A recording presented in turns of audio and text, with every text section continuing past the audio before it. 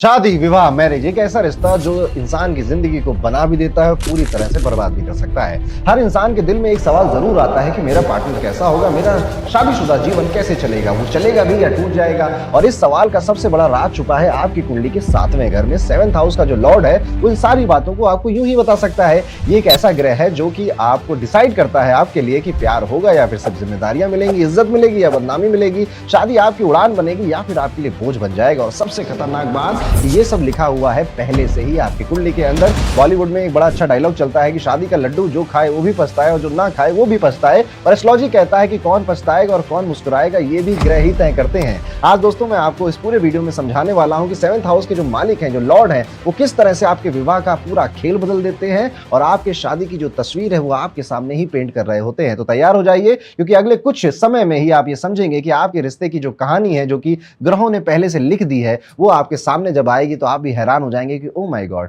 मैं जितना दिमाग मैंने अपने विवाह के लिए लगाया है ये सब पहले से ही 12/9/12 में लिखा हुआ था। तो आइए शुरू करते हैं हम एस्ट्रो अरुण पंडित के यूट्यूब चैनल पर एक और लर्निंग वीडियो, जो कि आपको टाइम टू टाइम मिलते रहते हैं, इसलिए आपको हमारा चैनल जरूर सब्सक्राइब करना चाहिए, बेल आइकन दबा देना चाहिए, क्योंकि ये शुभ मुहूर्त है चैनल को सब्सक्राइब करने का। सबसे पहले हमें यह समझना होगा कि विवाह से रिलेटेड कौन सा हाउस सबसे ज्यादा इंपॉर्टेंट होता है। तो विवाह, पहला विवाह जो है, आज हम उसी की बात करेंगे। 7वां घर आपकी कुंडली का सबसे ज्यादा इंपॉर्टेंट होता है। 7th हाउस ये समझाता है कि आपका पार्टनर या फिर स्पेशली मैं कहूं कि आपकी मैरिड लाइफ कैसी जाएगी। देखिए, शादी से रिलेटेड कई सारे वीडियो मैंने पहले भी बताए हैं, जिसमें मैंने बीएनएन में एक बार आपको वीनस के और मार्स के जरिए आपका स्पाउस का प्रोफेशन क्या होगा वो समझाया है। दर कारका का कॉन्सेप्ट भी हमने इसी चैनल पे समझा है, जिससे कि आपके स्पाउस का नेचर, कैरेक्टर आपको समझ में आ जाता है। आज हम क्वालिटी ऑफ मैरिड लाइफ के बारे में समझेंगे कि आपका स्पाउस जब आपके जीवन में आएगा तो जीवन में किस तरह की उठापटक आपकी मचेगी। तो चलिए आइए शुरू करते हैं और सबसे पहले समझते हैं कुछ बेसिक्स एस्ट्रोलॉजी के। लेकिन उससे पहले आपको एक बात बता दूं कि हमारे लाइव एस्ट्रोलॉजी मेंटरशिप के जो कोर्स है, जो बिल्कुल लाइव है, जो 4 महीने का चलेगा, जिसमें आप मेरे सामने आएंगे और हम बैठकर एक साथ ज्योतिष के कई सारे कॉन्सेप्ट्स को सीखेंगे, समझेंगे, क्वेश्चंस आंसर करेंगे और बहुत ज्यादा रिसर्च पर भी ध्यान देने वाले हैं। यहां पर हम दशा सिस्टम समझेंगे, रेट्रोग्रेड कंबस्ट प्लैनेट्स कैसे काम करते हैं, एक्सॉल्टेड एबिलिटेड प्लैनेट्स कैसे काम करते हैं, किस तरह से आप किसी के जीवन के जो सवाल होते हैं, कब मेरी ग्रोथ होगी, कब मेरे जीवन में सब कुछ ठीक होगा, मेरा विवाह वो ठीक नहीं चल रहा, उसको ठीक कैसे किया जाए, इंसान के जीवन और उसके घर में क्या रखा हुआ है, ये भी बताने की जो कला है ज्योतिष के जरिए हम इसको सीखने वाले हैं। इसको हम प्यार से एस्ट्रोलॉजी मेंटरशिप प्रोग्राम कहते हैं। इसमें बहुत कुछ है हमारे साथ देखने और सीखने के लिए। जो सारी बातें मैंने डिस्क्रिप्शन में एक फॉर्म में लिखी हुई है, उसको जाइए जरूर पढ़िए और अपना वो फॉर्म भी भर दीजिएगा, ताकि मेरी टीम आपसे कांटेक्ट कर सके। और 2 तरह के कोर्सेज हैं, एक एस्ट्रोलॉजी और एक एस्ट्रोलॉजी प्रीमियम। तो ये 2 बैचेस की एनरोलमेंट अब स्टार्ट हो चुकी है और 8 से 9 सीट्स जो है अब वो बची हुई हैं और ये ज्यादा से ज्यादा 2 हफ्ते के बाद ये कोर्स शुरू होने वाला है। तो आना अगर आप चाहते हैं, पढ़ना चाहते हैं, ज्योतिष को अपने जीवन में उतारना चाहते हैं, तो ये सबसे अच्छा मौका आपके सामने है। तो जाइए, यहाँ पे आपको डिस्क्रिप्शन में फॉर्म मिलेगा, उसको भर दीजिए, हमारी टीम आपसे कांटेक्ट कर लेगी। अब आते हैं अपने टॉपिक पे और सबसे पहले ये समझते हैं कि 7वां घर और कुंडली के बेसिक्स क्या होते हैं। तो सबसे पहले ये समझ लेते हैं कि हमारे विवाह का घर कौन सा होता है और अपनी खुद की कुंडली में हमें इसे कैसे देखना है। सब 12 हाउसेज या 12 ब्लॉक्स आपको दिखते हैं और हाउसेज हमेशा फिक्स होते हैं। जैसे कि आप देख रहे हो, यहाँ पे मैंने लिखा भी है कि जो फर्स्ट हाउस है वो फिक्स है। मेरा, आपका, हम सब का फर्स्ट हाउस यही होने वाला है। और इसी तरह से ये सेकंड है, ये थर्ड हाउस है, ये फोर्थ हाउस है, this is your fifth house, sixth house और ये रहा 7वां घर। 7वें घर की ही बात आज हम पूरे वीडियो में करने वाले हैं, क्योंकि जैसा कि आपने इंट्रो में भी समझा कि ये सबसे इंपॉर्टेंट हाउस होता है हर किसी के लाइफ का। ये आपके पार्टनर को, आपके बिजनेस पार्टनर हो चाहे लाइफ पार्टनर हो, दोनों को रिप्रेजेंट करता है। आपके स्टेटस को भी ये कहीं ना कहीं रिप्रेजेंट करता है। पब्लिक किस तरह से आपको परसीव करेगी, लाइफ में कौन कौन आपका अपोनेंट बनेगा, ये उसको भी रिप्रेजेंट करता है। तो 7वां घर है। आज हमारा जो मेन फोकस है बिजनेस और मैरिज को लेकर इस पे होने वाला है। तो अब जैसे मेरा 7वां घर ले सपोज ये है, ये पता चल गया हमें। अब आपको जो चीज़ देखनी है यहाँ पर कि यहाँ पे नंबर कौन सा लिखा हुआ है। क्या यहाँ पे 7 नंबर लिखा है, 8 नंबर लिखा है, 9 नंबर लिखा है, 10 नंबर लिखा है, 1 नंबर लिखा है या 2 नंबर लिखा है। यहाँ पे नंबर कौन सा लिखा हुआ है, 1 से लेकर 12 तक का कोई ना कोई अंक यहाँ पे लिखा होगा। ये नंबर राशि का नंबर होता है। तो आप यहाँ पे देख सकते हैं, मैंने सारी राशियों के नंबर, उनके इंग्लिश और हिंदी में नाम और उस राशि का मालिक कौन है ये भी लिखा हुआ है। फॉर एग्जाम्पल, जैसे कि हम देख रहे हैं कि 5 नंबर राशि सिंह राशि होती है और उसके मालिक सूर्यदेव हैं। तो अगर किसी व्यक्ति के 7th हाउस में 5 नंबर लिखा है तो हम ये कह सकते हैं कि आपके 7वें घर के मालिक सूर्य हैं, है ना। सिंपल बात है ये। किसी के अगर 7 लिखा होगा तो हम कहेंगे आपके 7th हाउस के मालिक शुक्र हैं, क्योंकि यहाँ पे देखिए 7 नंबर तुला राशि पे आता है तो उसके मालिक शुक्र हो जाते हैं। किसी का अगर 11 नंबर लिखा होगा तो वही हम कहेंगे कि आपके 7वें घर के मालिक शनि हैं। अब हो सकता है कि आपका यहाँ पर नंबर कुछ लिखा भी हो और यहाँ पर भी कोई प्लैनेट बैठे हों, है तो पॉसिबल है। लेकिन हमें कभी भी इस बात से कंफ्यूज नहीं होना है कि यहाँ पे जो प्लेनेट बैठे हैं क्या ये भी मालिक है। नो, मालिक वही होगा जो कि राशि का मालिक है, वही आपके 7वें घर का मालिक है। चाहे ये खाली हो या फिर यहाँ पे कोई प्लेनेट बैठा हो, उससे अभी फिलहाल कोई मतलब नहीं है। ठीक है, हम ये कह सकते हैं कि हाँ, 7वें घर के मालिक शनि है क्योंकि 10 नंबर लिखा है, और 7वें घर में सूर्य बैठे हुए हैं। इस तरह से हम इसको बोल सकते हैं या कह सकते हैं। तो आई होप अब तक आपको आपके 7वें घर के मालिक का हालचाल पता चल गया होगा, या प्लेनेट कौन सा है ये तो पता चल गया होगा। अब आपको ये देखना है कि ये बैठा कहाँ पे कुंडली में जाके। जैसे कि मान लेते हैं यहाँ पे 3 नंबर लिखा हुआ है। अब 3 नंबर के मालिक बुध होते हैं और वो बैठे हैं जाकर 11th हाउस में। जैसे ये देखिए 11th हाउस है ये वाला, हमने यहाँ पे देखा, तो हम इसको कहेंगे कि 7वें घर का मालिक 11वें घर में, या 7th house Lord 11th house में बैठा हुआ है। हो सकता है कि यहाँ पे 1 नंबर लिखा होता तो 7वें घर के मालिक मंगल बन जाते, और मंगल यहाँ बैठे थे, तो हम कह सकते हैं कि 7वें घर के मालिक 8वें घर में जाकर बैठ गए हैं। अब मान लेते मंगल यहाँ भी बैठ सकता था, तो हम कहते हैं 7वें घर के मालिक 7वें घर में ही बैठे हुए हैं। मंगल यहाँ पर भी बैठ सकता था, तो हम कहेंगे 7वें घर के मालिक 12वें घर में बैठे हुए हैं। और कौन सा हाउस है, उसका क्या नंबर है, ये आप इस चार्ट से यहाँ से देख सकते हैं। हाउसेस हमेशा फिक्स होते हैं, राशियां बदलती रहती हैं, इसलिए हम में से अलग अलग लोगों का 7वें घर का मालिक अलग अलग हो सकता है। तो आई होप अब आपको 2 चीज़ें पता चल गई होगी, एक तो आपके 7वें घर का मालिक कौन है, दूसरी वो कहाँ पर जाकर बैठ गया है। ठीक है, अब हम अपना जो लेक्चर है वो शुरू करते हैं यहाँ से, और बात करते हैं सबसे पहले कि अगर आपके 7th हाउस के जो लॉर्ड हैं वो आपके पहले घर में बैठ जाते हैं तो क्या होता है। आप अपने पार्टनर को या तो पहले से जानते हो, या आप जैसे स्कूल में, कॉलेज में, या किसी गेट टुगेदर में, पार्टी में कभी उससे मिल चुके होते हो, या फिर आपका परिवार उनके परिवार को पहले से कहीं ऐसे दूर के कनेक्शन से जानता हुआ होता है। ऐसा स्पाउस आप अट्रैक्ट करते हो। शादी के बाद आपकी जो पर्सनालिटी है वो काफ़ी बदल जाती है, काफ़ी चेंज हो जाती है, क्योंकि याद रखिए 7वां घर अपोजिट है, टोटल अपोजिट है। ठीक है, पहला घर हम खुद हैं, 7वां घर हमसे टोटल अपोजिट आता है। इसलिए जब आपका विवाह होगा, जिनका 7वें घर का मालिक पहले घर में, आपका स्पाउस आपके जीवन में आएगा, वो आपको बदल देगा। वो आपके कपड़े पहनने का स्टाइल, बात करने का स्टाइल इतना टोकेगा आपको कि आप कहोगे कि मैं इसके अकॉर्डिंग बदल ही सकता हूँ। अभी तक जो आप कपड़े कहीं पर भी उतार के कहीं पर भी फेंक देते थे, अब जो स्पाउस आएगा वो टोकेगा आपको कि नहीं ऐसे मत करो, वो गीला टॉवल वहाँ मत रखो, अरे यार तुमने वो खाना खाया और खाने की प्लेट वहीं बैठ के नीचे छोड़ दी, उसे किचन में जाकर तुम्हें छोड़ना चाहिए था। इस तरह से वो आपको कई बार, अब ऐसा नहीं कह रहा हूँ कि डेरोगेटरी टोन में टोकेगा आपको, पर इसी तरह से आपको पूरी तरह से जैसा आपका रहन सहन था वो बदलने लग जाएगा। इवन यही स्पाउस आपको ज्ञान भी बहुत देगा, नॉलेज भी बहुत देगा, और अपने पक्ष की जितनी चीज़ें उसे आती थी वो भी आपको सिखाने की कोशिश करेगा, जिस वजह से भी बदलाव आता है। अब इसको कई लोग कहते हैं कि मेरा पार्टनर ना कंट्रोलिंग है। कई जगहों पे आप देखोगे, सुनोगे भी कि 7th हाउस लॉर्ड जब 1st हाउस में बैठा तो लोग कहते हैं मेरा पार्टनर कंट्रोलिंग होता है। हाँ, कुछ हद तक आप देखोगे कि आपका जो पार्टनर है या फिर आप जिस रिलेशनशिप में इन्वॉल्व हैं, आपका स्पाउस थोड़ा कंट्रोल रखना चाहता है अपने हाथ में, लेकिन पता क्या, आपको ना मजा आती है इसमें। तो जिनका अभी 7th हाउस लॉर्ड 1st में होता है, उनको ऐसा स्पाउस मिलेगा जो थोड़ा कंट्रोल करना चाहेगा, and they actually feel okay कि यस चलो एक कोई है जिसपे हम लीन ऑन कर सकते हैं, जो हमारे सपोर्ट हमें कर रहा है, वो मेरे खाने का या फिर मेरे बिजली के बिल का या फिर मेरे बच्चों का मेरा ध्यान रख रहा है, थोड़ा बहुत कंट्रोल कर रहा है, तो इट्स ओके, उसको इतनी अथॉरिटी तो देनी ही चाहिए। ये भी चीज़ आपको देखने को मिलती है अपने विवाह में। स्टेटस अगर मैं देखूं, अगर आपका स्टेटस कम था तो इस विवाह के बाद वो और बढ़ जाएगा, और बहुत था तो हो सकता है कि विवाह के बाद बिल्कुल भी नीचे आ जाए। अब आपका स्टेटस, मान सम्मान ऊपर से नीचे कहीं पर भी आ सकता है। क्यों हो रहा है ऐसा? तो जब 7वें घर के मालिक पहले घर में जाते हैं तो, और अगर वो मेलेफिक है या फिर मेलेफिक प्लैनेट्स की दृष्टि आ गई है उसके ऊपर, तो नीचे जाता है। और अगर वो बेनिफिक है, जैसे कि जुपिटर है, वीनस है, मून है, मरकुरी है, ये नेचुरल बेनिफिक प्लैनेट्स होते हैं, तो आप देखेंगे कि आपका स्टेटस बढ़ ही रहा है, आगे जा रहा है। बट मेलेफिक के एस्पेक्ट्स को भी देखना यहाँ पे जरूरी हो जाता है। पिताजी की आपकी जो तबीयत है, आप देखोगे जब आपकी शादी वगैरह फिक्स होने लग जाती है और पास आने लग जाती है, तो पिताजी के करियर में, उनकी हेल्थ में उतार चढ़ाव देखने को मिलते हैं, उनकी तबीयत वगैरह थोड़ी खराब हो जाती है। पार्टनर जो आपका है वो आपके जन्म स्थान से बड़े दूर कहीं पे पैदा हुआ होता है, ऐसा भी देखने को मिलता है, क्योंकि अपोजिशन है। ठीक है, आप पुराने टाइम में भी देखते थे, राजा से युद्ध करने दूसरे देश का राजा आ रहा होता था, अपोजिशन है वो, ठीक है, विरोध में है वो, विपक्ष में है। तो आप ये भी देखेंगे कि आपका पार्टनर जो है वो काफी दूर के जन्म स्थान, उसका जन्म स्थान आपके जन्म स्थान से काफी दूर है। हो सकता है वो अभी आपके पड़ोस में रह रहा हो, अभी आपके पास रह रहा है, पर उसका जन्म स्थान का आपको चेक करना रहता है। आपका जो दूसरा बच्चा होगा, क्योंकि 7th house shows your second child, अब वो 7वें घर के मालिक पहले में गए, 7वां घर दूसरा चाइल्ड है, सेकंड चाइल्ड है आपका, वो मेल फीमेल कोई भी हो सकता है। पहला घर हम खुद है, हमारी पर्सनालिटी है, तो आपको पता है कि आपका जो सेकंड चाइल्ड है उसकी पर्सनालिटी आपसे बहुत मैच करेगी। उसका दिखना, उसका जो नाक नक्श बोलते हैं ना, वो आपसे मैच करेगा। इवन उसकी आदतें भी, हैबिट्स भी आपसे मैच करेंगी, और उसका कैरेक्टर और लाइफ को लेकर जो वर्चूज़ होते हैं वो भी कहीं ना कहीं आपसे बहुत ज़्यादा मैच करेंगे। ये होता है जब 7वें घर के मालिक पहले घर में बोलते हैं। क्या ये बहुत आइडियल पोजीशन है, क्या ये बहुत अच्छी पोजीशन है? आप पे डिपेंड करता है, क्योंकि ये आपको बदल रहा है। अब मान लेते हैं कि कोई व्यक्ति बहुत रिजिड है, जैसे अगर लगन में शनि आ गया है तो ये व्यक्ति बहुत रिजिड हो जाते हैं, बहुत जल्दी बदलते नहीं हैं। काम में, वर्क प्रोफेशन में तो बदल जाएंगे, लेकिन अपने व्यक्तित्व या अपनी जो सोच है उसमें बहुत नहीं बदलते। 8 मूलांक वाले लोग हैं या फिर आपकी डेट ऑफ बर्थ में 2 बार 8 या 3 बार 8 आ जाता है तो भी आप चेंज नहीं होना चाहते, आप जो कर रहे थे वो वही करते रहना चाहते हैं।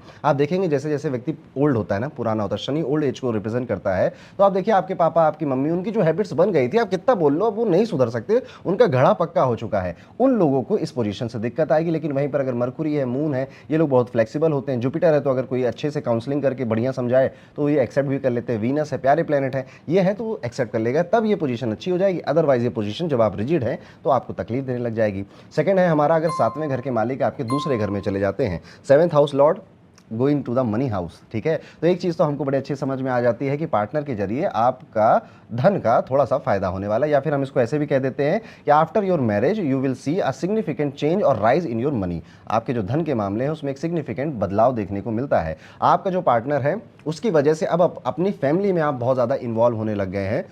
अब आप ये समझ रहे हैं ना ये इसमें क्यों होने लग गए हैं, क्योंकि पहले तो परिवार में जो चलता था वो चल रहा था, लेकिन अब जैसे ही आपका स्पाउस आया आपकी लाइफ में, अब आप और ज़्यादा फैमिली अफेयर्स, फैमिली के जो मैटर्स हैं उसमें जाकर, क्योंकि अब स्पाउस भी इन्वॉल्व है उसमें तो आपको भी इन्वॉल्व होना पड़ेगा, काफ़ी आप समय देने लग गए। अब ये पॉजिटिव और निगेटिव दोनों तरह से हो सकता है। अगर प्लैनेट्स मेलेफिक हैं, जैसे शनि, मंगल, राहु या केतु के साथ संबंध बन रहा है तो यहाँ पे नेगेटिव रिजल्ट देखने को मिलेगा। वहीं पे पॉजिटिव है तो आप हंसी खुशी और प्लानिंग के लिए परिवार के साथ बैठ रहे हैं, बातें कर रहे हैं। शादी के बाद ये जो नेटिव होता है, इसकी फूड की जो हैबिट्स हैं वो बिल्कुल बदल, जैसे फाइनेंस भी बदल रहा है, सेकंड हाउस आपकी फूड हैबिट्स भी होती है, तो आपका खाना पीना, खाने पीने के जो शौक होते हैं वो भी बहुत ज़्यादा बदलते हैं। कई सारी नई डिशेस ट्राई करना, खाने का जो रूटीन होता है वो भी बहुत बदलता है। पार्टनर यहाँ पर कोशिश करेगा कि आपके पैसे को वो खुद कंट्रोल करे, not in a negative sense. Partner बस ये चाहता है कि पैसे ना थोड़े से हमारे पास और आए, पैसे का थोड़ा सा दबदबा हमारे लाइफ में और बढ़े। और आप देखोगे कि आपका पार्टनर आपको कई सारे राय मशवरे मनी को लेकर, मनी मैनेजमेंट को लेकर, बजटिंग को लेकर इस तरह के आपको दे सकता है। जो आपका पार्टनर होगा, जो आपका स्पाउस होगा, उससे आप देखेंगे, क्योंकि ये धन का भाव है, बड़ा वैसे तो मारक भाव भी यही होता है, लेकिन अगर आप इसको ध्यान से देखेंगे तो एक तो आपकी फैमिली में आपकी मैरिज को लेकर कई सारे राज, कई सारे सीक्रेट्स इन्वॉल्व हो जाएंगे। क्यों? क्योंकि 7वें से दूसरा घर 8वीं पोजीशन पर आता है और 8वीं पोजीशन सीक्रेट्स को रिप्रेजेंट करती है। अब आप ये भी चीज़ देखेंगे कि आपका जो स्पाउस है उसको फाइन लग्जरी चीज़ें बड़ी पसंद आती हैं, उसके जो जीवन के शौक हैं वो मतलब बेसिकली क्वालिटी को बहुत इंजॉय करता है। हर चीज़ मुझे बेस्ट क्वालिटी की चाहिए, अच्छे रेस्टोरेंट में जाने का शौक है, अच्छे कपड़ों का शौक है, और ज्वेलरी का शौक है, आईफोन्स का शौक है। इस तरह का शौक आप अपने पार्टनर, अपने स्पाउस के अंदर देखोगे। नेटिव यहाँ पर अपने पार्टनर के साथ बहुत ज़्यादा कम्युनिकेट करने लग जाता है और ये चीज़ इसके रिलेशनशिप्स को अच्छा बनाती है। लड़ाई झगड़े करने का भी यही संबंध होता है कि चलो बैठ के बात करते हैं, अरे नहीं करनी बात, थोड़ा प्राइवेट टाइम चाहिए इसलिए कई बार बात करने से चीज़ें सॉल्व होती है, पर बहुत कई बार बस अकेला बैठना होता है। आपको किसी से बात करने की या किसी के ज्ञान की या किसी के लेक्चर की ज़रूरत नहीं होती है। स्पेशली अगर आप मेल हैं तो आप ज़रूर रिलेट करेंगे। आप चाहते हो भी लड़ाई झगड़ा हुआ कि मैं थोड़ा अपने काम में व्यस्त हो जाऊँ, थोड़ा बिजी हो जाऊँ, मेरे पास आके समझाओ नहीं आप। तो अब यहाँ पर आपको देखना है कि कई बार तो बात होगी तो चीज़ें रिजॉल्व होंगी, बट कुछ समय ऐसे भी आएंगे कि बात आप करना ही नहीं चाहोगे और आपका स्पाउस बात करने आएगा तो आप चिड़चिड़ा जाओगे। फैमिली में इन्वॉल्वमेंट और जिम्मेदारियां आपकी बढ़ेंगी। फैमिली मैटर्स में आपका जो घुलना मिलना है वो भी इंक्रीज होगा अगर आपका 7th हाउस का लॉर्ड दूसरे घर में बैठा हुआ है। आगे चलते हैं, बात करते हैं विवाह के घर के स्वामी यानी कि 7वें घर के मालिक तीसरे घर में चले जाएंगे तो क्या होगा। एक तो यहाँ पे इस सिचुएशन मिलती है कि आपका जो स्पाउस है वो आपके दोस्तों या रिलेटिव्स के आसपास या उनसे संबंधित कहीं से आपको मिलेगा। जैसे दोस्त का दोस्त था या किसी रिश्तेदार का कोई नोन था, उसकी बेटी थी या बेटा था और वहाँ से फिर आपका रिश्ता बन गया। आपका जो स्पाउस है ये भी देखने को मिलता है, क्योंकि जो तीसरा घर है वो नेबरहुड है, आसपास की जगह को बताता है। तो जब 7th हाउस लॉर्ड तीसरे घर में जाते हैं तो ऐसे व्यक्ति अपने आसपास के क्षेत्र में ही विवाह करता है और वहीं रहता भी है, most probably, not always, but जन्म स्थान अगर आप देखोगे तो हो सकता है वो घर के आसपास था, या फिर जन्म स्थान नहीं तो उसका घर आपके घर से 5 से 10 किलोमीटर की दूरी पर था, फिर आपका विवाह हुआ उसके साथ। शादी में थोड़ा सा स्ट्रगल भी होता है क्योंकि यहाँ पर आपकी सोच मिलती नहीं है अपने पार्टनर से, और एक सोचता है कुछ और दूसरा कुछ और। इवन आप ये भी देखोगे कि आपका जो स्पाउस है वो बोलता कुछ और है और उसके एक्शंस कुछ और नजर आते हैं, जैसे कि अरे बेबी बस मैं तुम ही से प्यार करता हूँ, I love you so much, तुम ही तो जान हो जिंदगी, तुम ना हो तो ऑक्सीजन ना मिले मुझे। लेकिन जब बात आती है केयर करने की, जब बात आती है अटेंशन देने की, जब बात आती है समय देने की, तो भाई साहब गायब है वहाँ पे। तो यही है, बोलता कुछ और है, करता कुछ और है, इस तरह का भी आपको देखने को मिलेगा। और बोलेगा बहुत आपका स्पाउस, क्योंकि 3rd house is a house of communication, तो कम्युनिकेशन में वो माहिर है, मैनिपुलेशन में भी वो माहिर है। कई बार आपको शायद अंदाजा भी नहीं लगेगा कि वो कब आपको मैनिपुलेट करके चला गया, और बाद में अगर आप ये वीडियो देखने के बाद रियलाइज करोगे तो हाँ, कई बार वो आपके ब्रेन से, दिमाग से खेल कर चला जाता है। इवन मैं ये नहीं कहूँगा सारी गलती आपके स्पाउस की भी, आप भी कोई बहुत ज़्यादा ऐसे बढ़िया आदमी नहीं हो। अगर आपका 7th हाउस लॉर्ड 3rd में बैठा हुआ है, तो आप ना बेसिकली एक ऐसा व्यक्ति चाहते हो जो कि आपको जब फ्री टाइम चाहिए तो आप वो खुद ही समझ जाए और आपको फ्री टाइम दे दे, और जब आपको बातें करनी है, खेलना कूदना है, एंजॉय करना है, तो फिर उस समय उसका मूड कैसा भी, उससे फ़र्क नहीं पड़ता। मैं तो अभी इससे बात, वो आ जाए बस आपसे बात करने। तो आपकी जो रिक्वायरमेंट होती है अपने रिलेशनशिप्स को लेकर या स्पाउस को लेकर, वो थोड़ी सी हाई है, थोड़ी सी ज़्यादा हाई है, जिस वजह से आपका स्पाउस भी नखरे करता है और बातें घुमाता है। अब जाकर दोनों बातें कनेक्टेड हो जाती हैं। पर आप देखोगे कि over the period of time आपका जो रिलेशनशिप है वो कहीं ना कहीं एक दोस्ती जैसे डेवलप होगा, एक फ्रेंडशिप जैसा डेवलप होगा। और आप ये देखोगे कि आपका spouse over the not initial phase of life, आपकी अगर लव मैरिज हुई है तो ठीक है, तब जल्दी भी हो सकता है, लेकिन over the period of time आप ये पाओगे कि over the period of time का मतलब है 3 से 4 साल के बाद कि आपका स्पाउस अब बिना कहे आपकी बातें समझ जाता है, वो चेहरे के एक्सप्रेशन से आपको पढ़ने लग गया है, समझने लग गया है। और अगर लव मैरिज है तो इसी वजह से शायद आपने उससे शादी करी, प्यार किया और आगे अपना जीवन बढ़ाया, क्योंकि आपको यही एक क्वालिटी चाहिए अपने स्पाउस के अंदर कि वो आपके माइंड को या सबकॉन्शियस माइंड को रीड कर सके। यहाँ पे जो विवाह होता है वो लॉन्ग टर्म स्मूथ चलता है, क्योंकि आपका जो पार्टनर है वो एडजस्ट करने का नेचर उसके अंदर होता है। इवन यहाँ पर ये भी देखने को मिलता है कि 7th हाउस लॉर्ड जब 3rd हाउस में बैठते हैं, तो आपका जो पार्टनर था वो कोई ऐसे बहुत बड़ी या रिच फैमिली से नहीं आता, आपसे उसका फाइनेंशियल स्टेटस थोड़ा सा कम होता है, लेकिन आपसे विवाह करने के बाद उसको सारे सुख मिलते हैं, उसका लक, उसका भाग्य चमक जाता है। इवन उसका क्या, आपके जो इन लॉज होंगे उसका भाग्य भी आपसे विवाह करने के बाद थोड़ा सा बढ़ने लग जाएगा, चमकने लग जाएगा। यहाँ पे जो पार्टनर होता है वो बहुत ज़्यादा रिलीजियस नहीं होते, बहुत ज़्यादा धार्मिक नहीं होते और लॉजिक को ज़्यादा फॉलो करते हैं, थोड़े बहुत ही धार्मिक होते हैं या फिर बिल्कुल ही नहीं होते और लॉजिक या प्रैक्टिकल चीज़ों पे ज़्यादा विश्वास करते हैं। पार्टनर एडजस्टिंग नेचर का मिलेगा आपको, लेकिन मैरिज में एक डर भी आपको रहता है हमेशा अपने विवाह के अंदर। कोई ना कोई एक चीज़ ऐसी है, बात जो आपके पार्टनर की आपको खाती रहेगी, परेशान करती रहेगी, आप उस पर बहुत हार्डवर्क करोगे उसको रिजॉल्व करने की, पर वो कहीं ना कहीं सॉल्व नहीं होगी। एक कोई बात आपके विवाह में ऐसी देखने को मिलेगी। शादी के बाद जो स्पाउस है उसका भाग्य बढ़ेगा, उसको तरक्की भी वो बहुत करेगा। जैसे पहले काम नहीं करता था, लेकिन आपसे विवाह करने के बाद अब वो काम करने लग गया, या फिर आपके बिजनेस में साथ देने लग गया है, या फिर आपसे विवाह हुआ तो जो स्पाउस है उसके फादर की तरक्की, उनके परिवार की तरक्की होने लग गई। ऐसे भी सिम्टम्स आपको देखने को मिलेंगे। कंधे से कंधा मिला के चलने वाला स्पाउस ये 7th लॉर्ड 3rd हाउस में दे देता है। आगे चलते हुए बात करते हैं, अगर आपके 7वें घर के मालिक 4थे घर में 4th हाउस में बैठ गए हैं तो क्या होगा। देखिए ये एक बहुत अच्छी पोजीशन है। अगर 7th लॉर्ड 4th हाउस में बैठा है, सबसे पहले तो शादी के बाद ना रहने की जगह बदलेगी, घर बड़ा बनेगा, 2 BHK से 3 BHK में जाओगी, या फिर शहर बदल जाएगा आपका, देश भी बदल सकता है। तो रहने की जगह को ये स्पाउस बदलता है और कहीं ना कहीं रहने की जगह को लेकर आपके रिलेशनशिप्स में प्रॉब्लम्स भी आती हैं। पार्टनर केयरिंग नेचर का मिलेगा और आप विवाह के बाद काफ़ी ज़्यादा सुख भोगोगे। बस मेलेफिक प्लैनेट्स यहाँ पर ना आ जाए, अदरवाइज ये पोजीशन काफ़ी अच्छी है, काफ़ी प्यारी है। शादी होने के बाद इंसान सुख बहुत ज़्यादा भोगता है।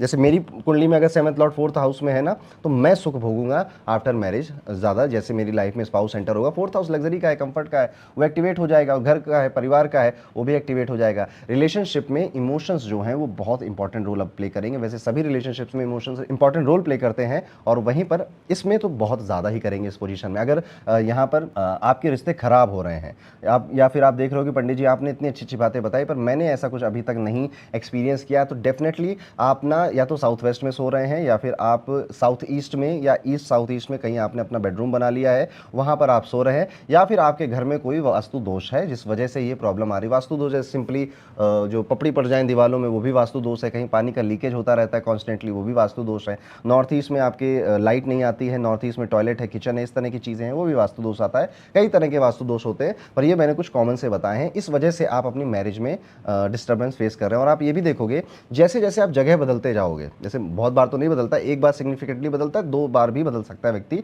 आफ्टर मैरिज अपनी जो जगह है रहने की। जैसे जैसे आप जगह बदलते जाते हो, आपकी मैरिज की जो डायनामिक्स है वो चेंज होती जाती है, क्योंकि चौथा घर घर को ही दर्शा रहा है। अब घर जैसा है, घर जैसा मतलब घर का वास्तु जैसा है, उस हिसाब से आपका जो विवाह है, वो मैरिज है, वो बदलती चली जाती है, डायनेमिक्स चेंज होते चले जाते हैं। शादी के बाद जो नेटिव है उसकी पर्सनल लाइफ और सोशल स्टेटस में राइज देखने को मिलता है। यानी कि अगर मेरा 7th लॉर्ड 4th हाउस में है तो मैं राइज करूंगा, मेरा स्टेटस बढ़ेगा, लोग मुझे अब ज़्यादा सम्मान देंगे, मैं एक अच्छे पद पर जाकर बैठूंगा। तो ये है 7वें घर के मालिक जब 4th हाउस में चले जाते हैं। अब आप जानते हो यहाँ पे चौथा घर आपकी माता जी का है, तो आपका स्पाउस माता जी के घर में आया तो इसमें कई तरह की प्रेडिक्शंस बनती हैं। एक तो माँ की तरह केयरिंग होगा, और आपका भला चाहेगा, जैसे मम्मी चाहती हैं। आपकी मदर और आपके स्पाउस के बीच में एक घनिष्ठ संबंध देखने को मिलेगा। अगर मेलेफिक की दृष्टियां आ गई तो भी संबंध देखने को मिलेगा, लेकिन अब घनिष्ठ नहीं है, अब थोड़ा सा विरोधी वाला संबंध है। तो इस तरह से हॉरोस्कोप को जज करना है आपको। आगे बढ़ते बात करते हैं 7वें घर के मालिक जब 5वें घर में आकर बैठ गए तो क्या हुआ। अब आमतौर पे ये पोजीशन बड़ी प्यारी और बहुत अच्छी बोली जाती है, क्योंकि 5वां घर is all about fun, romance, intelligence और मेंटल पीस। तो ये व्यक्ति अपने शादी में, अपने विवाह में मेंटल पीस खोज रहा है, प्लस इसको अपने विवाह में काफ़ी सारे गिफ्ट्स वगैरह भी मिलते हैं और आफ्टर मैरिज भी इसका गेन और प्रॉफिट यहाँ पर होने लग जाता है। और जो स्पाउस मिलता है वो काफ़ी इंकरेजिंग नेचर का होता है, वो आपको ना मोटिवेट करता है, आपको सपोर्ट करता है और आपको चल चल लड़ाई हो जाएगा करो, मैं तुम्हारे साथ हूँ, इस टाइप का उसका व्यवहार रहता है। स्पाउस जो है वो आपके लिए नेम, फेम और जैसे मैंने कहा गेन्स और प्रॉफिट का कारण बनता है, बदनामी का भी कारण बन सकता है अगर मेलेफिक जो एस्पेक्ट्स हैं वो काफ़ी ज़्यादा हो जाएं आपके 5वें घर के ऊपर। जैसे मान लेते हैं कि 7वें घर के मालिक बुध थे, वो 5वें घर में जाकर बैठ गए, लेकिन इस बुध को मंगल भी देख रहा है, इस बुध को शनि भी देख रहा है और राहु भी देख रहा है या साथ में बैठा हुआ है। तो अब यही चीज़ नाम और इज्जत बहुत ज़्यादा ना बढ़ने से कम होने लग जाएगी, सोसाइटी में इज्जत आपकी घटने लग जाएगी। जिसे कहते हैं यश मिलेगा, यहाँ पे कहूँगा मैं अपयश मिलेगा। लेकिन अगर ऐसा कुछ नहीं है तो नाम और इज्जत, सब सम्मान अकॉर्डिंगली आपका इंक्रीज होगा।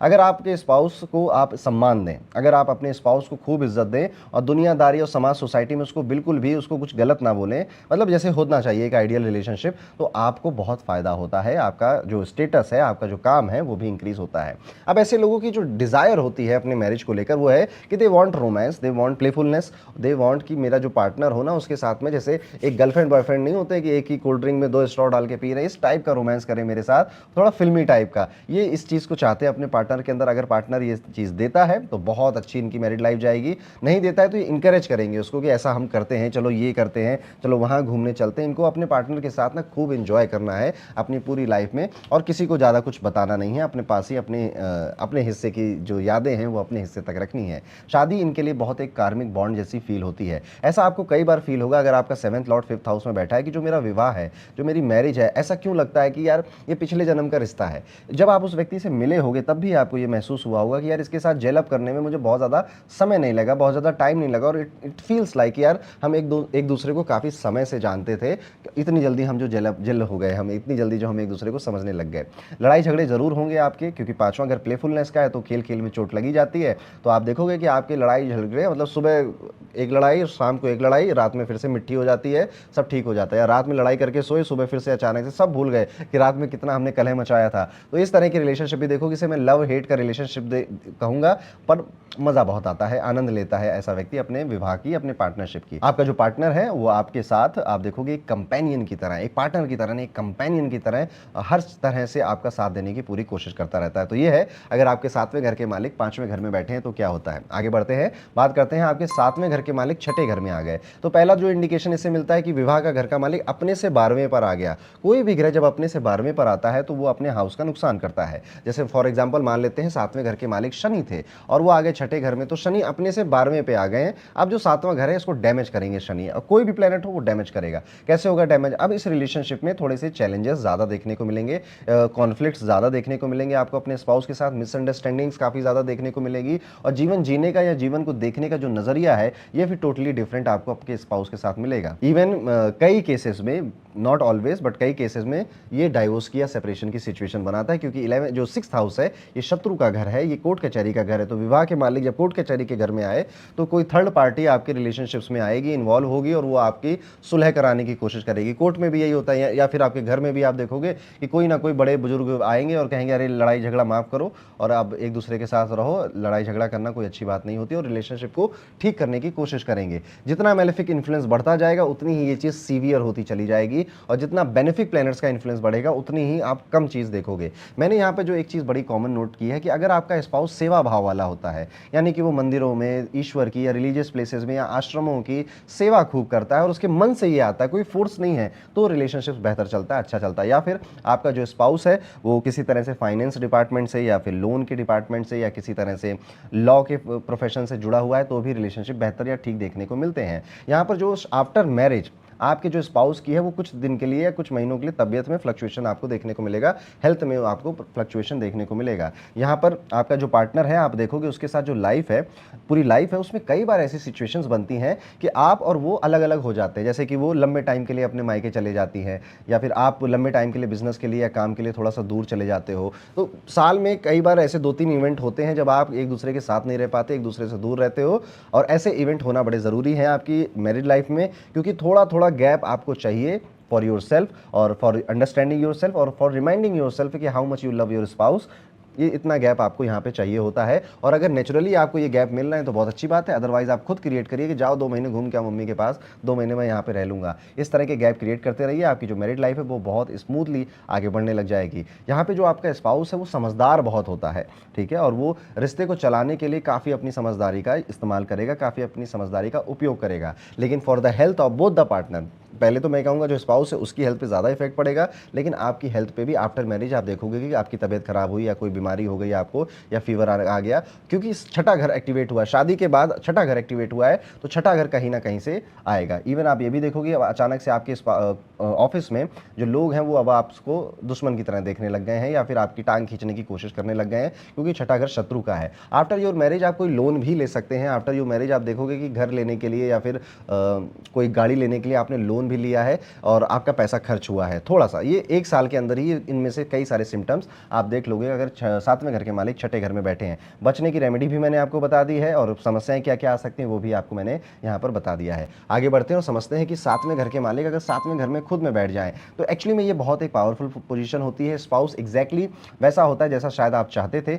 7वें घर के मालिक जब पहले घर में बैठे थे तो स्पाउस थोड़ा सा डिफरेंट होगा, पहले में बैठे 12वें घर में बैठे तो डिफरेंट होगा, जैसा आप चाहते थे वैसा नहीं मिलेगा। लेकिन ये पोजीशन श्योर कर देती है कि आप जहां शायद मैं इसको थोड़ा और अच्छे से कहूं तो जैसा चाहिए था आपको, यानी कि कई बार हो सकता है कि हमें चाहिए कि टॉल डार्क और हैंडसम हो, बट कुदरत को ये पता है कि भाई टॉल डार्क हैंडसम होगा तो सिर्फ तुमसे अकेले प्यार नहीं करेगा, कहीं उस प्यार करेगा। आपको थोड़ा कम हाइट का है, थोड़ा सा चबी है, वो ज़्यादा बेहतर है आपके लिए, तो कुदरत आपको बेहतर पार्टनर दे देती है और आपको एक्चुअली में वो बाद में जाकर ठीक लगेगा, पसंद आएगा। उसकी पर्सनालिटी या थॉट प्रोसेस को लेकर बहुत ज़्यादा क्लैशेस नहीं देखने को मिलेंगे, अनलेस अनटिल ये सूर्य या फिर शनि ना हो। अगर सूर्य है, शनि है, या फिर मैं कहूँगा अगर मून भी है, चंद्रमा भी है, तो फिर आपको देखने को मिलेगा पर्सनालिटी में काफ़ी ज़्यादा डिफरेंसेस। अदरवाइज ये ओके ही होता है। यहाँ पे जो स्पाउस है वो एक्जैक्टली वैसा ही मिलता है जैसा आप चाहते होते हो। मैरिज ना बैलेंस्ड और लॉन्ग लास्टिंग यहाँ पर रहती है। शनि अगर यहाँ पे बैठे तो मैरिज के शुरुआती सालों में, शुरुआत के 2-3 सालों में बड़ी दिक्कत आती है, और उसके बाद जाकर यहाँ पे चीज़ें आपकी लॉन्ग लास्टिंग और बैलेंस होती है, क्योंकि तब आप एक्सेप्ट कर लेते हो कि भैया अब जो मिल गया इसी के साथ काम चलाना है। इवन अगर मैं बिजनेस की बात भी करूँ तो बिजनेस पार्टनरशिप में भी यहाँ पर आपको लाभ होता है और अच्छे क्लाइंट्स मिलते हैं और क्वालिटी क्लाइंट्स आपके पास आते हैं। लेकिन स्पाउस या फिर पार्टनर थोड़ा सा डोमिनेटिंग नेचर का आपको मिल सकता है। आप ये भी देखोगे कि आपकी जो रिलेशनशिप है या तो आपके पिताजी के साथ बड़े अच्छे हैं या फिर आपके स्पाउस के साथ बड़े अच्छे हैं, कि दोनों में कोई बैलेंस नहीं है, एक तरफ ज़्यादा एनर्जी जा रही है या दूसरी तरफ ज़्यादा एनर्जी जा रही है, फादर या फिर स्पाउस के बीच में। ऐसा भी आपको अपनी लाइफ में देखने को मिलता है। आमतौर पे ये माना जाता है ज्योतिष में कि अगर कोई हाउस लॉर्ड अपने ही हाउस में बैठा है तो everything is good and everything is वो प्रोटेक्ट करेगा उसको, बट इस पोजीशन में यहाँ पे प्रोटेक्शन उतना ज़्यादा नहीं होता। इसलिए आप कई लोगों को देखोगे जिनका 7th लॉर्ड 7th में ही बैठा है, वो कहीं ना कहीं से एक अधूरापन विवाह में अपने एक्सपीरियंस कर रहे हैं। कहीं ना कहीं एक ऐसा मन में बात रह जाती है कि यार शादी थोड़ी और बेहतर हो सकती थी, अच्छी हो सकती है। यहाँ पर अगर जुपिटर का एस्पेक्ट आ जाए तो सारी चीज़ें बैलेंस हो जाती। तो विवाह ना एक मल्टी डायमेंशनल चीज़ होती है और इसको कुंडली में पढ़ना थोड़ा सा इसी तरह पढ़ा जाता है कि हमें हर एक चीज़ को कम से कम ध्यान में रखना है। वीडियो में आगे बढ़ते हैं, बात करते हैं अगर आपके 7वें घर के मालिक 8वें घर में चले गए हैं तो क्या होगा। तो 8वां घर मृत्यु तुल्य कष्ट है, बहुत सारे सीक्रेट्स हैं, उठापटक है, पेन है, दुख है, दर्द है, पीड़ा है, सब कुछ है 8वां घर। अब जब 7वें विवाह का मालिक 8वें घर में गया तो इसे बहुत अच्छा नहीं मानते, या 8वें का मालिक 7वें में भी आ जाए तो भी बहुत अच्छा इसको खास नहीं माना जाता है। आपकी जो शादी होगी ना वो बड़ी उठापटक के बाद होगी, जैसे कि कई सारे रिश्ते आए आपने कैंसिल किए, और जिससे आप विवाह करना चाहते थे घर वाले उसके खिलाफ हो गए एकदम से, और शादी होते होते होते होते एकदम से नहीं हुई आपकी, और इस तरह की कई सारी अजीब सिचुएशन आपके विवाह होने से पहले ये सब क्रिएट होंगी। पार्टनर जो है वो आपकी लाइफ में आने के बाद कई सारी तरह की खुद ट्रबल फेस करेगा, क्योंकि 7th house is your spouse, वो जा रहा है 8वें घर में, तो जो ज्यादातर प्रॉब्लम्स हैं वो आपके स्पाउस को फेस करनी पड़ेंगे। और जब स्पाउस प्रॉब्लम फेस कर रहा है तो आप कैसे बचोगे, वो आप भी उसका हिस्सा बन गया। अब उसकी हेल्थ खराब है, उसको बार बार प्रॉब्लम्स आती है, फाइनेंशियल बहुत उसके खराब है, पैसों का इशू उसको रहता है, तो आप ही को तो टेक केयर करनी पड़ेगी। तो इस वजह से ये दोनों ही जुड़ जाते हैं। विवाह एक ऐसी चीज़ है ना कि अगर किसी एक को दिक्कत हो रही है तो दूसरा उससे अनभिज्ञ नहीं रह सकता। दूसरा कहेगा नहीं तुम्हें दिक्कत है, मैं तो बहुत मज़े में हूँ, ऐसा नहीं होता। उसकी हेल्थ खराब हो, पैसों की उसको कोई तंगी हो तो भी आपको उसकी हेल्प करनी पड़ेगी। इवन पार्टनर की फैमिली में भी आप देखोगे कि वहाँ पर भी लोगों को आपको हेल्प करनी पड़ती है। इवन क्योंकि 8th हाउस जो है वो इन-लॉज़ का भी हाउस होता है, तो जब 7वें घर के मालिक 8वें घर में आए, तो ऐसा व्यक्ति अपने इन-लॉज़ को खुश रखने के लिए या उनको प्लीज़ करने के लिए बहुत प्रयत्न करता है। फ़ोन कॉल करना, उनको विशेस देते रहना या फिर उनके साथ एक एक्स्ट्रा कॉर्डियल रिलेशनशिप बनाने की कोशिश करना, ये भी देखने को मिलता है। और अगर मान लीजिए कहीं न ये अगर कोई मैलेफिक प्लैनेट हो जाए, जैसे सैटर्न है, तो फिर आप अपनी इंटीमेट लाइफ़ में भी डिस्टर्बेंस देखोगे और आप अपने इन-लॉज़ के साथ भी डिस्टर्बेंस देखोगे। आफ्टर योर मैरिज, आपके विवाह के बाद इन-लॉज़ में से किसी की तबीयत बड़ी खराब हो गई या फिर किसी का बहुत बड़ा नुकसान हो गया अचानक से, ये भी देखने को मिलता है। ऐसे लोग ना बड़ी सीक्रेसी मेंटेन करना चाहते हैं अपने विवाह में या अपनी शादी की बातें या अपने मैरिज के अंदर जो चल रहा है उसकी बात बहुत खुलेआम पे नहीं करते। इवन शादी के बाद की तो छोड़िए, ये शादी से पहले भी बहुत ज़्यादा अपनी मैरिज की बातें लोगों से नहीं करते। ये इसको एक कहीं न कहीं एक सीक्रेट, एक छुपी हुई बात भी रखना चाहते हैं। इनका स्पाउस कैसा है और उसके साथ इनके रिश्ते कैसे हैं, इनके घर में क्या चल रहा है, they don't open very easily. कोई बहुत ही ज़्यादा खास और घनिष्ठ होगा, शायद उसी के साथ ये शेयर करें, अदरवाइज़ ना के बराबर ये अपनी मैरिड लाइफ़ की बातें शेयर करते हैं। यानी कि जिसका जिसका 7th लॉर्ड 8th में बैठा, मैं उसके लिए ये बात बता रहा हूँ। स्पाउस की अब ज़िंदगी लॉन्ग लाइफ हो जाती है इससे, क्योंकि जो 8वां घर है वो दीर्घ आयु का भी घर होता है। तो चैलेंजेस तो वो फेस करेगा, हेल्थ इश्यूज़ भी वो फेस करेगा स्पाउस आपका, लेकिन उसकी उम्र भी जो है वो काफ़ी लंबी हो जाती है, तभी वो आपको मिला हुआ है इस लाइफ में। 7वें घर के मालिक जब 8वें घर में बैठते हैं तो आप देखोगे आफ्टर मैरिज आपका जो एक ज्ञान को प्राप्त करने की जो भूख है वो जो हंगर है ना वो इंक्रीज़ होता है। आप में से कई लोग जिनका 7th लॉर्ड 8th में बैठा है या 8th लॉर्ड 7th में बैठा है, आप देखोगे आपने ज्योतिष में दिलचस्पी आपने मैरिज के बाद ही शुरू हुई है, शादी के बाद ही शुरू हुई या फिर स्पाउस कारण बना है, ज्योतिष हो, अंक ज्योतिष हो या किसी तरह की साधना है, कोई जो जिन्हें हम रहस्यमयी विद्याएँ कहते हैं, इसमें आपकी दिलचस्पी वहाँ से शुरू हुई है। एक चीज़ और आपको देखने को मिलेगी, अगर 7th लॉर्ड 8th में है और आपका स्पाउस जो है वो चैरिटी भी करता रहे टाइम टू टाइम, तो ये रिलेशनशिप काफ़ी स्टेबल और काफ़ी ठीक रहती है। या फिर वो एस्ट्रोलॉजी सीख ले, ज्योतिष सीख ले या किसी तरह की इस तरह की विद्या सीख ले जो कि रहस्यमयी मानी जाती है, तो भी आपकी जो मैरिज है वो काफ़ी हद तक बैलेंस हो जाती है। जब मैं अकल्ट गुरुकुल पे अपनी क्लासेस लेता हूँ तो मैं अक्सर ये बताता हूँ कि अलाइनमेंट सबसे ज़्यादा ज़रूरी है, सिंक में आना अपनी कुंडली के सबसे ज़्यादा ज़रूरी है, अपनी कुंडली की बात मानना सबसे ज़्यादा ज़रूरी है। तो 7th लॉर्ड 8th में हो, 12th में हो, 6th में हो, वो जो कह रहा है आप खुद सीखिए पहले और फिर अपने स्पाउस को बताओ कि ये कुछ प्रैक्टिसेस है जो आप अपने जीवन में अगर लाएँगे तो हमारी मैरिड लाइफ अच्छी होगी। और मेरे स्टूडेंट जब ये करते हैं तो उसके रिस्पॉन्सेस काफ़ी अच्छे और बेहतर आते हैं। तो ये है 7वें घर के मालिक जब आपके 8वें घर में चले जाते हैं। अब आते हैं एक और पोजीशन है, 7th house Lord 9th house में चला गया है तो लकी है पहला। तो आपका जो पार्टनर है जैसे ही वो आपकी लाइफ में आएगा तो वो उसका भी भाग्य बढ़ेगा और उसका भाग्य बढ़ रहा है तो ऑफ कोर्स आपको भी फ़ायदा होगा। आप भी ये एक्सपीरियंस करोगे कि हाँ, आफ्टर मैरिज ना चीज़ें काफ़ी सही हो गई हैं, काफ़ी बैलेंस हो गई हैं, लक अब मेरे फ़ेवर में आ गया है। शादी के बाद जो नेटिव होता है उसकी प्रॉस्पेरिटी और उसका स्टेटस दोनों की ग्रोथ देखने को मिलती है। स्पाउस बिज़नेस या फिर सेम प्रोफ़ेशन की फ़ील्ड से भी आपको मिल सकता है कि जैसे कि आप जो काम कर रहे हो उसी से मिलता-जुलता काम आपका स्पाउस कर रहा है। आप जिस बिज़नेस में हो उसी से मिलता-जुलता कोई बिज़नेस आपका स्पाउस कर रहा है। या फिर वो आपके बिज़नेस या में ही पहले आया था, एंटर हुआ था, कुछ काम आपके लिए किया था उसने और फिर आपसे उसका प्रेम हुआ और आप विवाह की तरफ आगे बढ़ गए। ऐसा देखने को मिलता है अगर आपके 7th लॉर्ड 9th हाउस में बैठे हैं। पार्टनर जो होता है ना वो कई सारी वैल्यूज़ वाला पार्टनर आपको मिलता है कि मतलब सही गलत को लेकर, उसके जीवन को लेकर कुछ ऐसे वैल्यूज़ होते हैं, प्रिंसिपल्स होते हैं और वो उस पे टिका रहता है कि मतलब ये गलत है और ये सही है। मतलब लाइक आपका पार्टनर ये कह सकता है ना कि मुझे कोई गलत बोलेगा ना, तो मैंने हमेशा किसी ने अगर मुझे बेवजह गलत बोला, मैंने रिप्लाई किया, ये मेरी वैल्यूज़ हैं।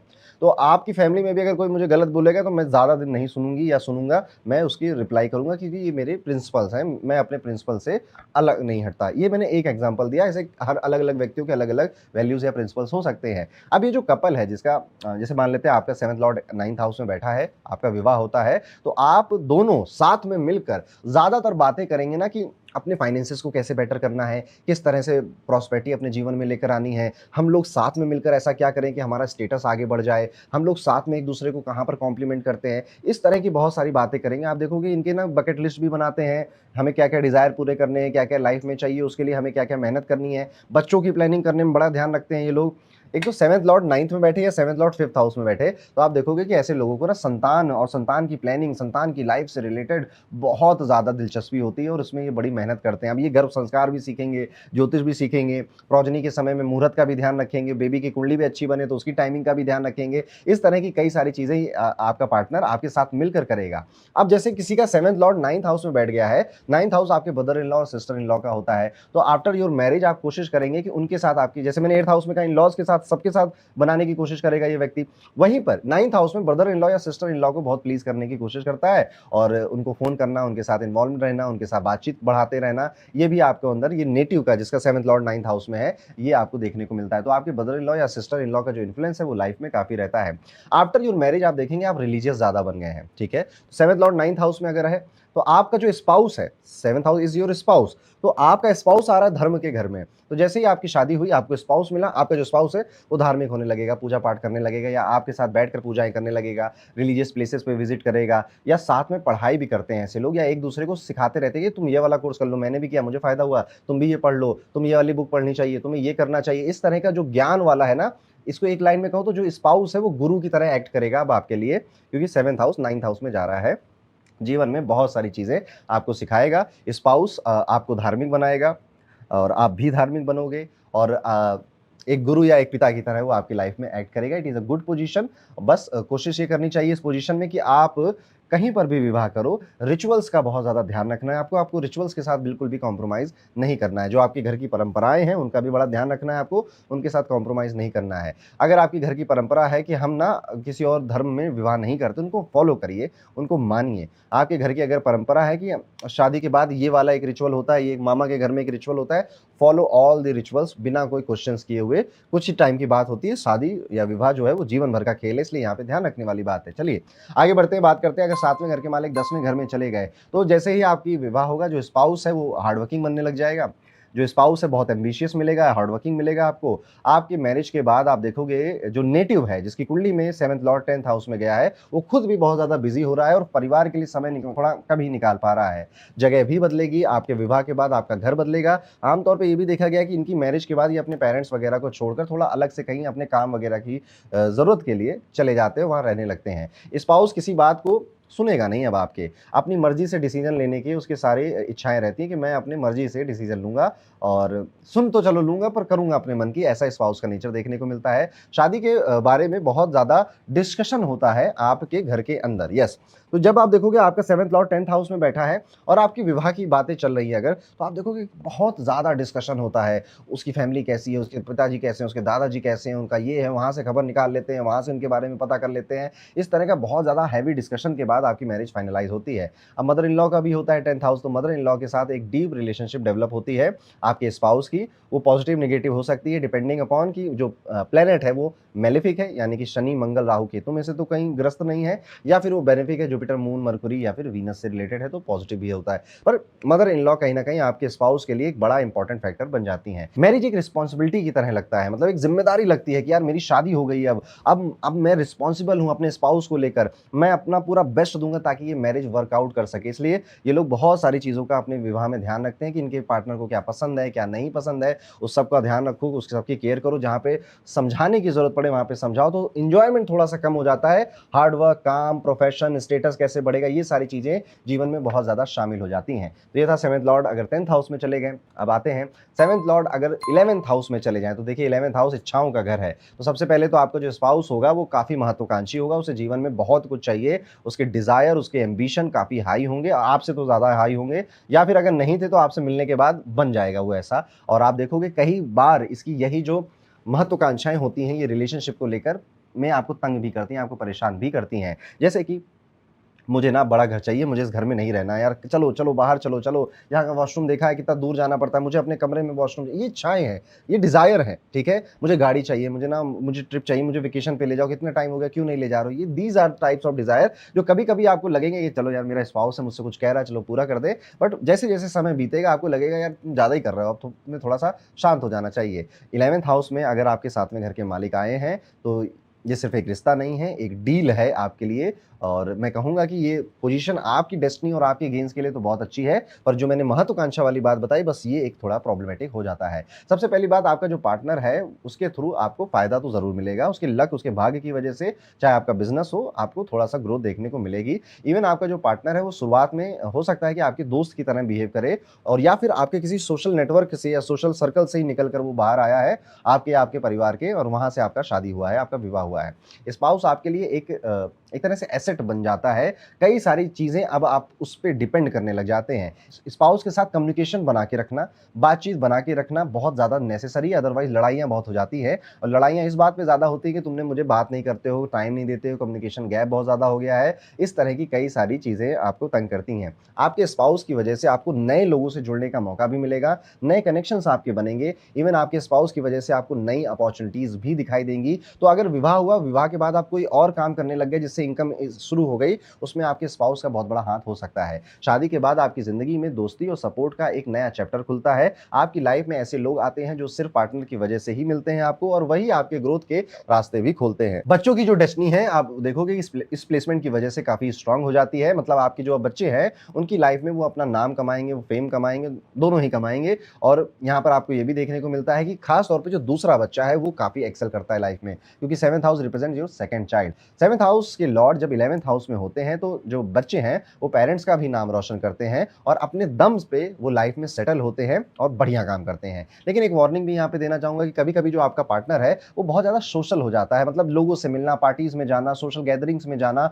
उसको ऐसा लगता है कि अगर मैं ये करूँगा ना तो इससे मेरा ही फ़ायदा है, नए लोगों से जुड़ना, उससे काम मिलेगा या फिर कोई नया इनसाइट मिलेगा। पर आपको कई बार इस चीज़ की इनसिक्योरिटी हो सकती है, यार ये देखो ये बार-बार जब देखो फ़ोन पे रहता है या फ़ोन पे बातें करता रहता है, जब इससे बात करो तब कहीं जाने का प्लान बना लेता है। जब हमारे मूवमेंट्स होते हैं तो इनके परिवार वालों के, रिश्तेदारों के या किसी दोस्त के कॉल आने लग जाते हैं और इस तरह से आपको ये तंग कर सकता है कि मेरा partner is too much social या वो सोशल गैदरिंग्स वगैरह में ज़्यादा जाने का उसका मन करता है। अब आपको क्या करना है, आपको ये बात उनको समझानी है, झगड़नी नहीं है, लड़ाई झगड़े नहीं करने हैं। इवन अगर आप ऐसा आपको लगता है कि आप भी उनके दोस्तों के साथ जेल अप कर सकते हो, तो भी आपकी शादी काफ़ी बेहतर हो जाएगी, उन पार्टीज़ में आप भी जा सकते हो। अगर आपको ऐसा लगता है तो आपको जाना चाहिए, वहाँ पे आपकी जो मिसअंडरस्टैंडिंग्स हैं वो क्लियर हो जाती हैं और आप एक्चुअली में उसे एन्जॉय करने लग जाते हैं इसी चीज़ को। तो याद रखिए अगर 7th हाउस लॉर्ड 11th में होते हैं तो शादी सिर्फ़ एक कंपेनियनशिप नहीं है, एक इन्वेस्टमेंट बन जाती है आपके लिए और इसके लिए इसमें जितना आप इन्वेस्ट करेंगे उतना ही इंटरेस्ट आपको मिलेगा और जीवन भर मिलेगा। अब आखिरी पोज़ीशन पे चलते हैं दोस्तों which is 7th house Lord sitting in the 12th house. शादी के बाद जो एक्सपेंसेस हैं, जो खर्चे हैं वो इंक्रीज़ होंगे आपके। पार्टनर पर भरोसा करना या ना करना एक बड़ा चैलेंज हो जाता है आपके लिए। यस, कई मामलों में आप देखोगे कि यार इस बंदे पे ट्रस्ट कर सकते हैं क्या? वो कह तो रहा है मुझे सेकंड चांस दे दो, मैं बदल जाऊँगा, पर पास्ट में तो वो ऐसा कभी बदला नहीं था। तो उस पे ट्रस्ट करना आपके लिए एक चैलेंज बन जाता है। कभी-कभी स्पाउस ऐसी सिचुएशन में आपको ले जाता है, जहाँ पर आप ना बहुत ज़्यादा लाचार महसूस करते हैं कि यार मुझे ये इतना तंग कर रहा है या इतना परेशान कर रहा है कि मैं कुछ कर भी नहीं सकता और इतना झेल भी नहीं सकता या आप अपने आप को बहुत आइसोलेट कर लेते हैं। ये 12th हाउस में अगर बैठा है तो आपको इस तरह के रिजल्ट देखने को मिलते हैं। यहाँ पे आपकी जो विवाह से रिलेटेड जो डिज़ायर होते हैं वो भी थोड़े से अनफुलफिल्ड से रह जाते हैं। आप जिस तरह का पार्टनर चाहते थे, जिस तरह की मैरिड लाइफ चाहते थे, शायद आपको वैसी नहीं मिली, उससे थोड़ी-सी अपोज़िट मिली है आपको। यहाँ पर क्योंकि विदेश का घर है, तो आम तौर पे ऐसे लोगों के जो स्पाउस होते हैं, उनका जो जन्म स्थान है, वो काफ़ी दूर होता है। 7वें के मालिक 12वें में बैठे हैं, 12वें के मालिक 7वें में बैठे हैं। वैसे मैंने 12वें घर के लिए एक पूरा वीडियो बनाया है, जो कुछ ही दिन पहले डाला था। कई सारे लोग उससे रिलेट कर रहे हैं, आप चाहें तो उसे भी देख सकते हैं। मैं आई बटन में या डिस्क्रिप्शन में उसका लिंक डलवा दूँगा या फिर आप हमारे चैनल पे स्क्रॉल करके भी देख सकते हैं। अब अच्छी बातें क्या हैं? सबसे पहला तो अगर आपका पार्टनर वैसे आम तौर पे इनको बिल्कुल टोटल अलग पर्सनैलिटी या अलग लाइकिंग वाला स्पाउस मिलता है या विदेश से स्पाउस मिलता है या फिर जब ये विदेश से ट्रैवल कर आते हैं तब इनको जाकर इनकी शादी होती है या इनको घर में कोई रिश्ता आता है। आपका इस पार्टनर जो है अगर वो स्पिरिचुअल हो जाए और स्पिरिचुअलिटी को बहुत ज़्यादा इज़्ज़त दे, सम्मान दे और उसे पढ़े लिखे और अप्लाई करे लाइफ में, तो मैरिड लाइफ ठीक होती है। आपका जो पार्टनर है आप देखोगे कि शादी के बाद वो इन्वेस्टमेंट फ़ोकस बहुत ज़्यादा हो गया है। अब वो आपकी इनकम में आकर बोलता है कि इसे यहाँ लगा देते हैं, ये ज़मीन खरीद लेते हैं, ये गोल्ड में डाल देते हैं और ये कर देते हैं, वो कर देते हैं, ऐसा कर गया है। पर कहीं न कहीं आप ये भी फ़ील करोगे कि जो स्पाउस है ना, उसकी वजह से आप बंध बहुत रहे बंधन हो रहा है आपकी लाइफ में और आप उतना फ्री नहीं फ़ील कर पा रहे हैं, जितना आप पहले फ़ील किया करते थे, जब आपका विवाह नहीं हुआ था। पार्टनर जो है उसकी जैसे मैं कह रहा हूँ ये विदेश का घर है, तो वो थोड़ा-सा विदेशी या दूसरे कल्चर का हो सकता है आपका पार्टनर, दूसरे एथनिसिटी का भी हो सकता है आपका पार्टनर और आपके विवाह के बाद विदेश जाने के, विदेश में सेटल होने के योग भी इंक्रीज़ कर देगा अगर 7th लॉर्ड आपके 12th हाउस में बैठा हुआ है। Not a very excellent position मैं कहूँगा बट अगर इसको सही से मैनेज किया गया तो कोई खराब पोज़ीशन भी नहीं है। सही से मैनेज करना मतलब पहले तो पार्टनर जैसा है उसको वैसा एक्सेप्ट कर लीजिए। आपको कम एसी पसंद है, उसे ज़्यादा एसी पसंद है तो जस्ट एक्सेप्ट इट, ठीक है?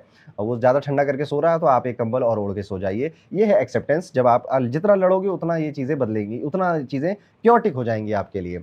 दूसरे धर्म, दूसरे एथनिसिटी में अगर आपके घर परिवार में समस्या होती है, तो आप देखोगे कि आप जिसके साथ भी विवाह कर रहे हो, अगर वो थोड़ा-सा अलग नहीं है, तो एक्चुअली में वहाँ ज़्यादा प्रॉब्लम है। वो थोड़ा-सा अलग है, तो ये तो डेस्टिनी में लिखा हुआ था ना, वैसा मिलने वाला है। तो आप एक्चुअली में उसको एक्सेप्ट कर रहे थे। तो ये वाली बात भी आ जाती है और थ्रू आउट जब आपके 8 साल, 10 साल बीत जाएँगे विवाह को लेकर, तब आप देखोगे कि एक डीप सोलफुल या स्पिरिचुअल कनेक्शन आपके साथ आपके स्पाउस का बन चुका है और ये बनाने के लिए आप दोनों को स्पिरिचुअल प्रैक्टिसेस या धार्मिक जो प्रैक्टिसेस होती है वो साथ में करनी शुरू करनी चाहिए। तो ये था दोस्तों, अगर सातवें घर के मालिक पूरे 12 घरों में कहीं पर भी बैठे तो किस तरह के रिजल्ट देते हैं। अब हम समझते हैं कि अगर विवाह के घर में कोई प्लेनेट बैठा है तो वो किस तरह से रिजल्ट देगा। जैसे कि अगर किसी के शनि बैठ जाए सातवें घर में, तो शनि एक कोल्ड प्लेनेट है, तो शादी के शुरुआती दिनों में, शुरुआती सालों में बहुत तकलीफ होती है, बहुत लड़ाई झगड़े होते हैं। शनि की दृष्टि आ जाए 5वें घर से, पहले घर से या 10वें घर से, शादी में देरी भी कराता है, डिले भी कराता है और आफ्टर मैरिज कई तरह के अनबन, लड़ाई झगड़े या कमियां गिनाने वाला पार्टनर मिलता है आपको कि तुम्हारी ये कमी है, तुम्हारी वो कमी, तुम्हें ये सुधारना चाहिए, तुम्हें वो सुधारना चाहिए।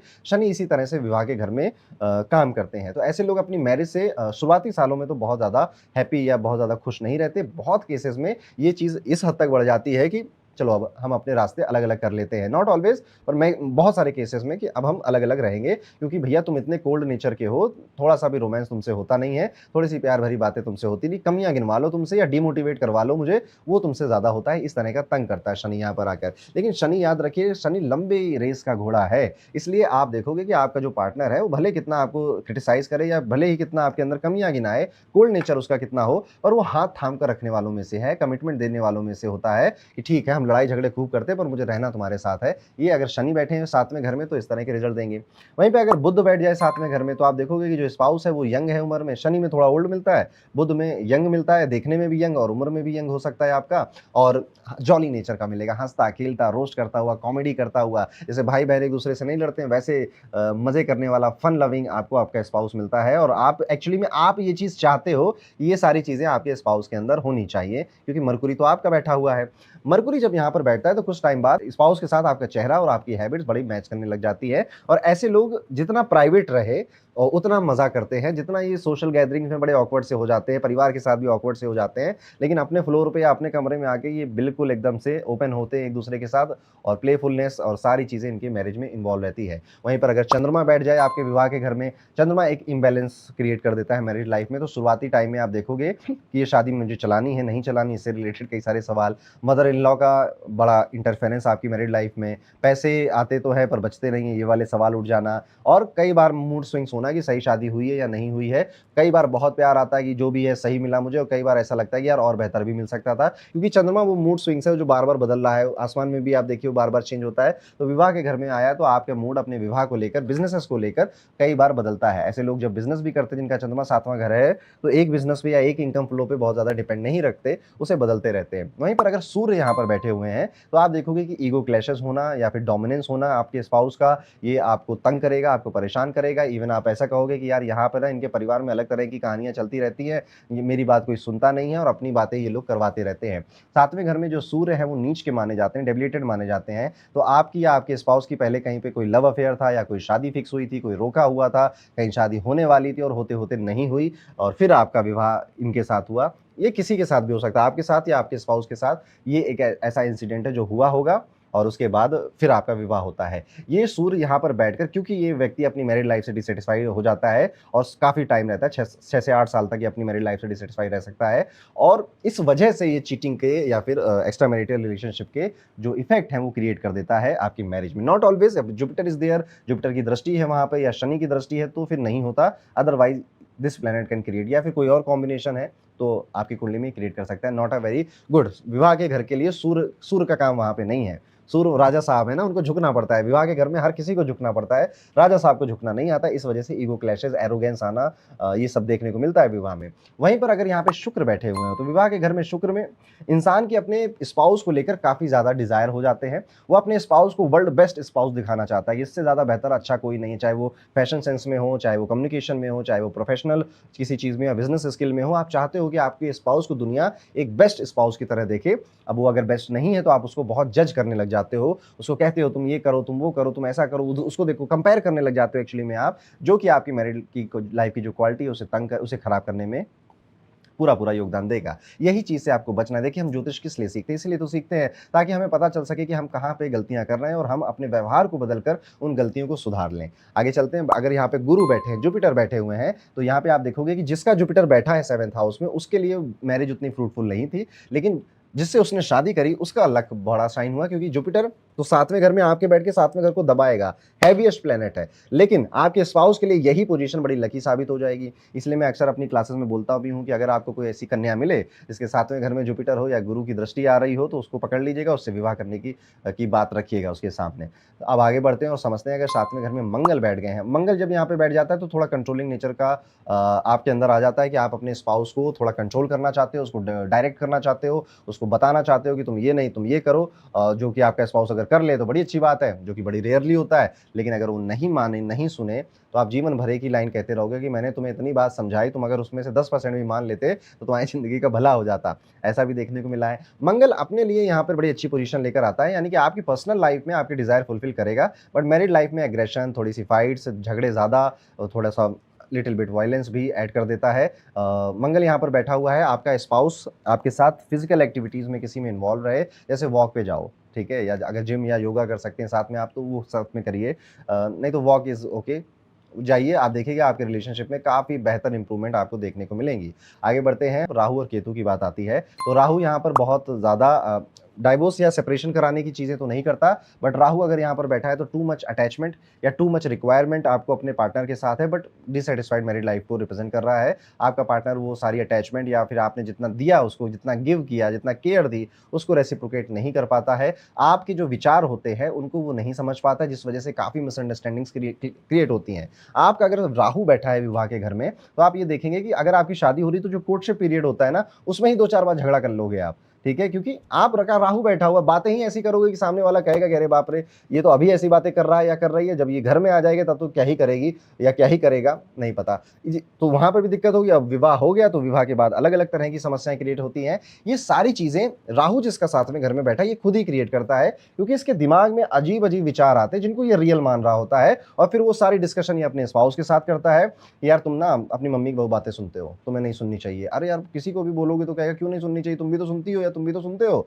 इस तरह से फिर झगड़ा क्रिएट हो जाएगा। तो राहु डिससैटिस्फाई करने का पूरा कारण क्रिएट करता है, अनलेस अंटिल जो आपका स्पाउस है वो बहुत ओपन ना हो जाए विचारों को लेकर, और वो अब उसके लिए काफ़ी ज़्यादा मैच्योरिटी चाहिए। अगर वो इस तरह का है तो ही आपको सँभाल पाएगा, अदरवाइज़ आप एक्सपीरियंस करेंगे डिससैटिस्फैक्शन अपनी मैरिड लाइफ में। और केतु में तो अब तक आप समझ ही गए होंगे, केतु का काम मोक्ष दिलाने का है, तो 7वें घर में केतु अगर बैठा है तो विवाह से मोक्ष दिलाने की बात करता है कि भैया इनमें कुछ नहीं रखा है, यहाँ से भी मोक्ष की तरफ आगे चलो। अब आपका स्पाउस स्पिरिचुअल हो, आपके स्पाउस के अंदर विज़डम बहुत ज़्यादा हो, वो ज्योतिष को सीख रहा हो, या वो किसी तरह से रिसर्च के प्रोफेशन से जुड़ा हुआ, तब तो ठीक है। अदरवाइज़ एक ही घर में आस-पास रहते हुए बहुत दूर रहते हैं ऐसे लोग जिनका केतु 7th हाउस में बैठा होता है, मैरिज उतनी स्मूथ नहीं जाती जितनी जानी चाहिए थी। तो ये थे, अगर 7वें घर में आपकी क्या-क्या कंडीशन बन रही है, आप मुझे ज़रूर कमेंट करके बताइएगा कि किस तरह से आपको ये वीडियो लगा, कितनी बातों से आपने रिलेट किया, और एक बार फिर